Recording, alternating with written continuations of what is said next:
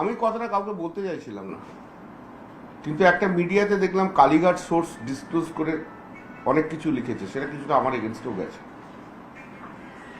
সেদিনকে আমি প্রথম যখন ঢুকি তখন তৃণমূলের অনেক ওয়ার্কার তারা বিরক্ত ছিল দোলার প্রতি। তারা সবাই ছুটে ছুটে এসে বলছে দোলা খুব বাজে ব্যবহার করছে। তা আমি বললাম ঠিক আছে, চিন্তা করিস না, আমি যাচ্ছি। আমি উপরে উঠে সবাইকে ঠিকঠাক করেছি। এরপর দেখেছেন মাঝে মাঝে আমি ভিড় কন্ট্রোল করার জন্য আমি বলেছি, আমার কথাও শুনেছি, হাইকোর্টের অর্ডার আছে, হাইকোর্টের অর্ডার অনুযায়ী মানতে হবে।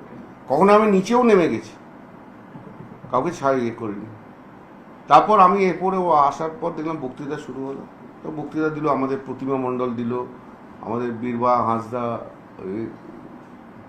কি নাম হুমায়ুন কবির, আর কে একটা বক্তৃতা। তা আমি কুণালকে জিজ্ঞেস করলাম কে কে বক্তৃতা দিচ্ছে। কুণাল বলল যে এরপরে আছে ওই প্রিয়াঙ্কা অধিকারী আছে, আর ওই উপাসনা বলে মেয়েটি আছে, আর আপনি আছেন, সৌগতদা আছে। আর সৌগতদাকে দিদি বলেছে যে দিদির সামনে বক্তৃতা দিতে। তো উপাসনা আর ইয়ে কি নাম প্রিয়াঙ্কা দুজনে ছিল না, অনেকক্ষণ ধরে ছিল না। তো ন্যাচারালি তখন স্পিকার লিস্ট, আমি বললাম মহুয়াকে দাও, মহুয়া আছে তো। বললো মহুয়ার নাম লিস্টে নেই। আমি বললাম লিস্টে না থাকুক, মহুয়াকে একটু বলতে দাও, মহুয়াও খাটছে। বললো কুণাল বললো আমাকে না, লিস্টে না থাকলে আমি কাউকে কিছু বলতে দিতে পারবো না, দিদি নয় দিদি এসে ডিসাইড করবে। তখন সব বক্তা প্রায় শেষ হয়ে এসছে। আমরা ঠিক আছে তাহলে আমাকে দাও। ঠিক তার আগে 12:41 নাগাদ আমি দিদিকে টেক্সট করলাম যে আপনি তাড়াতাড়ি আসুন। 12:45 নাগাদ দিদি আমাকে জানাচ্ছে বিজেপির লোকরা আটকে রেখেছে, যেতে পারছি না। 12:45, এবং তখন আমাকে বক্তৃতা দেওয়া করালো, বললো যে তাহলে বলো। তো আমি আবার শুরু করলাম।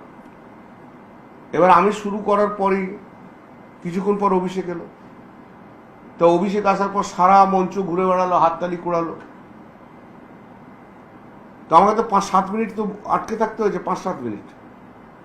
এখানে যাচ্ছে একটা বক্তৃতা দেওয়ার সময় ওভাবে ঘুরতেও নেই, সেটাও একটা নর্মাল কাটছি। বক্তৃতা শেষ হয়ে গেলে ঘুরুক না। একটা যখন কেউ বক্তৃতা দিচ্ছে তার মধ্যে বক্তব্যের মধ্যে ডিস্টারবেন্স যেন না হয়। আমার পপুলারিটি কতটা সেটা দেখানোর জন্য তার তো সেই জায়গাটা তখন নয়, একটু পরে দেখাতে পারতো। 7 মিনিট আমি থেমে গেল। এরপর আবার শুরু করলাম। তারপর মমতা দিয়ে এলো, আর দিদিকে দেখার জন্য লোকজন হইচই করছে, ন্যাচারালি এটা খুবই স্বাভাবিক। আমাকে 5-7 মিনিট প্রায় বন্ধ করতে হলো। তা টোটাল কত হলো, 12 থেকে 13 মিনিট আমি বক্তৃতা বন্ধ রাখতে হয়েছে। 10-12 মিনিট যাই হোক, একটা বক্তৃতা বন্ধ রাখতে হয়েছে। এবার দিদি যখন বসলো আমি জিজ্ঞেস করলাম দিদি বলবো, আমি বলে হ্যাঁ তুমি বলো। তাই বলে শেষ করেছি। কুণাল এসে দাঁড়িয়েছে, আমি শেষ করেছি। আমাকে তো শেষ করতেও তো 2 মিনিট লাগে একটা বক্তব্য। আর তখন সবাই বলছে না আপনি বলুন। আমি মাঝে বললাম আমি বলছি না, বরঞ্চ ওরা এসে গেছেন। তখন সবাই বলছে না আপনাকে বলতে হবে। এবার আমি যখন নামছি তখন দিদি খুব অত্যন্ত অসম্মানজনকভাবে আমাকে বললো 1 ঘন্টার উপর বক্তৃতা দিচ্ছ, ভীষণ অসম্মানজনকভাবে। তো আমি বললাম আমি আপনাকে এসব কথা কে কানে দেয়? পাশে তখন অভিষেক আর শোভনদেব বসে রয়েছে। আমি উঠেছি 12:50, এখন বাজে 1:10। 1 ঘন্টাটা হলো কোথায়? 1:10-12, তার মধ্যে 10 মিনিট ওখানে চলে গেছে। না আরো অনেক বক্তা আছে, আমার কেউ তো আমার বলেনি যে লিস্টে তো কারো বক্তার নাম আমাকে কোনাল তো বলেইনি, তাহলে তো তারাই দিতে পারত। এইরকম ভাবে পাবলিক হিউম্যানিটি তো ভালো লাগে না দিনের পর দিন। দিদিকে এও বলেছি যাদের আপনার যত নেতা আছে না এখানে, যাদের যাদের বক্তৃতা যাচ্ছে তাদের একটাও গত 2 মাস 2.5 মাসে যায়নি কোথাও। অভিষেক বন্দ্যোপাধ্যায় অত বড় লিডার, তার 2 মাস 2.5 মাস ঘুরলো না কেন? শোভনদেব চ্যাটার্জি অত বড় লিডার, ঘুরলো না কেন? দিদির কথায় যারা অত বড় বড় লোক তারা ঘুরলো না কেন? আমি তো ঘুরেছি সমস্ত রিস্ক নিয়ে।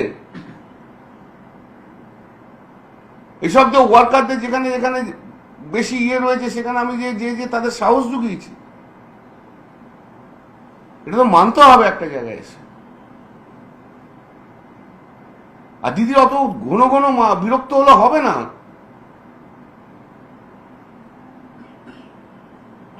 দিদির যদি মনে হয় অভিষেক এসে বসে আছে কেন, এটা যদি দিদি বিরক্তের কারণ হয়, তাহলে আমাদেরকে ছেড়ে দেওয়া ভালো, শুধু অভিষেককে নিয়ে থাকুক দিদি। তাহলে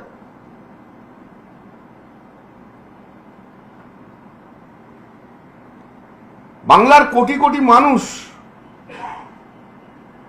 আর লক্ষ লক্ষ তৃণমূল কংগ্রেসের ওয়ার্কারের জন্য মমতা দি বাংলার নেত্রী হয়েছে। কোন রক্তের সম্পর্কের লোকের জন্য মমতা দি বাংলার নেত্রী হননি। এবং সেই লড়াইয়ের দীর্ঘকালের সাথী আমি। ওখানে যারা ছিল তাদের মধ্যে শোভনদা আর আমি হচ্ছি ওল্ডেস্ট।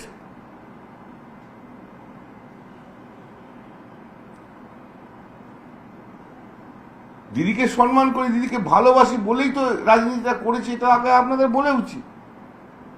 কিন্তু আজকে পশ্চিম বাংলার মানুষের যে দুর্দশা, দুঃখ, তার জন্য লড়তে হবে। একদিনে একটা মিটিং এর লোক দেখে তো উঠলে পড়লে হবে না।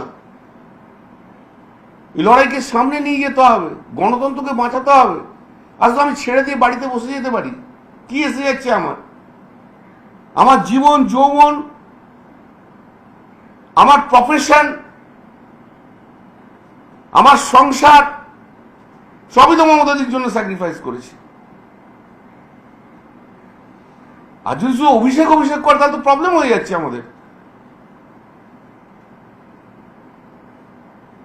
আমি ওই 80 জনের মতো আর 20 জনের মতো নয়।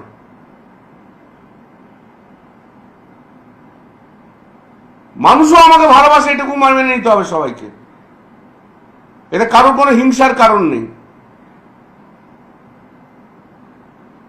আমার জায়গায় চলে যাচ্ছে এটা যদি কেউ ভাবে তাহলে তার শেষ, এমনিতেই শেষ হয়ে যাচ্ছে।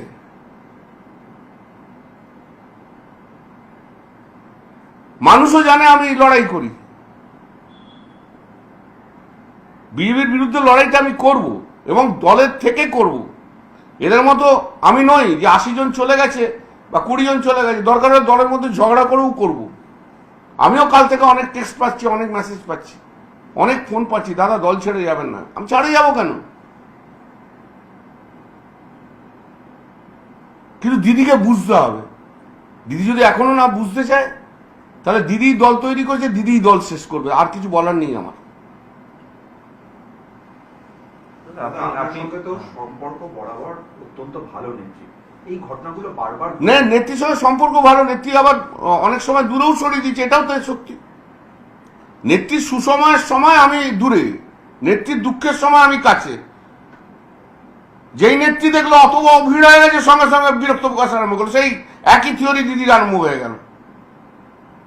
নেত্রীর সুখের সময় ববি হাকিম, চন্দ্রিমা ভট্টাচার্য, অরূপ বিশ্বাস, এই সব, সুদীপ বন্দ্যোপাধ্যায় সব রয়েছে। নেত্রীর খারাপ সময় তো আমি একা রয়েছি। আরজি করের সময় দলের মধ্যে কোন নেতা মমতাদিকে চিফ মিনিস্টার থেকে সরাতে চেয়েছিল? এটা সত্য, এটা বাস্তব। সে বাস্তবকে যদি না মানতে হয়, সেদিনকে আমি আর কুণাল দিদির পাশে ছিলাম, আর কেউ ছিল না। যে সরাতে চেয়েছিল সে কি এখন আছে? আপনাদের সঙ্গেই আছে? সে তুমি ধরে নাও, যা আছে আছে, তুমি বুঝে নাও। সব কথা তো আমাকে বলতে হবে এমন তো কোনো কথা বলার নেই। যাদের যে চিফ মিনিস্টার হওয়ার শখ ছিল তারা।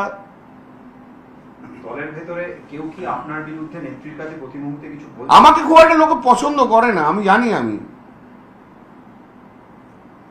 কিন্তু আর সমস্ত রাজনৈতিক দল আমাকে পছন্দ করে।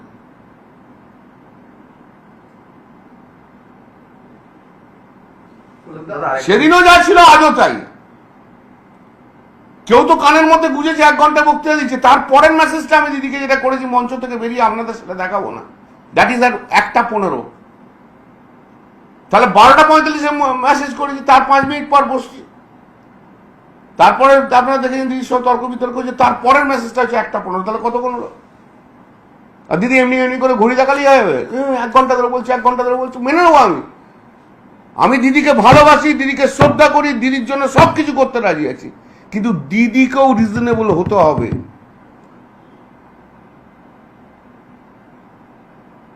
দিদি যদি মনে করে যে দিদি যা ইচ্ছা বলবে তাতেই সব হবে, তাও হবে না। দিদি যদি মনে করে যে কোনো সময় বিরক্ত দেখাতে পারি পাবলিকলি সবাইকার এগেনস্টে, তাও হবে না। আর দিদি যদি মনে করে অভিষেক আর ডেরেক যা বলবে তাই চলবে, তাতেও হবে না। যে লড়াই করে তাকে স্বীকৃতি দিতে হয়, সর্বসমক্ষে সেই স্বীকৃতি দিতে হবে। দাদা আপনি এইমাত্র বললেন যে আপনি প্রয়োজনে দলে থেকে ঝগড়া করবেন, যাই করবেন। এই তো ঝগড়া আমি করছি আপনার সামনে দিয়ে। আপনি যে পয়েন্টটা তুললেন, এই পয়েন্টটাও কিন্তু যারা দল ছেড়ে চলে গেছে তারাও বলছে যে এই অভিষেকের জন্য। দল ছেড়ে গেল কেন? একসঙ্গে তো বলতে পারতো। 2022-এ আমি তো অভিষেকের বিরুদ্ধে বলেছিলাম, তখন এই 80 জন কোথায় ছিল? তখন তো অভিষেককে তেলিয়েছিল। 60 জন না 65 জন, এই 20 জন। একমাত্র কাকলি ছাড়া, আমি বলে দিচ্ছি আপনাকে, একমাত্র কাকলি ছাড়া সুখেন্দু শেখর রায় এটা প্ল্যান্টেড করেছিল যে চিফ হুইপ থেকে পদত্যাগ করাতে হবে 2022-এ, একমাত্র কাকলি ছাড়া। এটাও সত্য, কাকলি সেদিন আমার জন্য ছিল। কল্যাণদা, আপনি যে যে কথাগুলো বললেন অত্যন্ত গুরুত্বপূর্ণ এবং সিরিয়াস, তার কারণ রাজ্যে প্রধান বিরোধী দল তৃণমূল কংগ্রেস, নেত্রী মমতা বন্দ্যোপাধ্যায়, তিনি যদি তার ধারণা, তার মত, তার চলার পথ না বদলান, তাহলে রাজ্যের রাজনীতি কোথায় গিয়ে দাঁড়াবে সেটা আমি জানি না, আগামী দিন মানুষ বিচার করবে। আমাকে একজন কি বলেছিলেন, আমি হরিণঘাটার দিয়ে যাচ্ছিলাম সেদিনকে, I was attacked by the BJP on that day. Alone I was there. একজন ভদ্রমহিলা এসে কি বলেছে জানেন, গ্রামের মানুষ, দিদিকে বেরোতে বলুন, দিদিকে ঘুরতে বলুন, না তো আমরা সাহস পাচ্ছি না। অভিষেক ব্যানার্জি কি করছে? শুধু নিজের বাড়ি আর কালীঘাট করলে তো হবে না, বেরোতে হবে ভাই। ডিম খায়, লাঠি খায়, ঝুল যাই খায়, গালাগাল খায়, এটা তো রাজনীতির অঙ্গ। ঘরে বসে থাকলে তো হবে না। আজও পর্যন্ত পশ্চিমবাংলার মানুষ মমতা দিকে চাইছে, বাংলার মানুষ মমতার দিকেই তাকিয়ে আছে। মমতার দির জন্য লড়াই করতে আমি প্রস্তুত আছি, কিন্তু দিদিকেও বুঝতে হবে বাস্তবটা কি। দিদি যদি বাস্তব না বোঝে, তাহলে দিদি যে দল তৈরি করেছে, দিদি নিজের হাতে সেই দল শেষ করবে।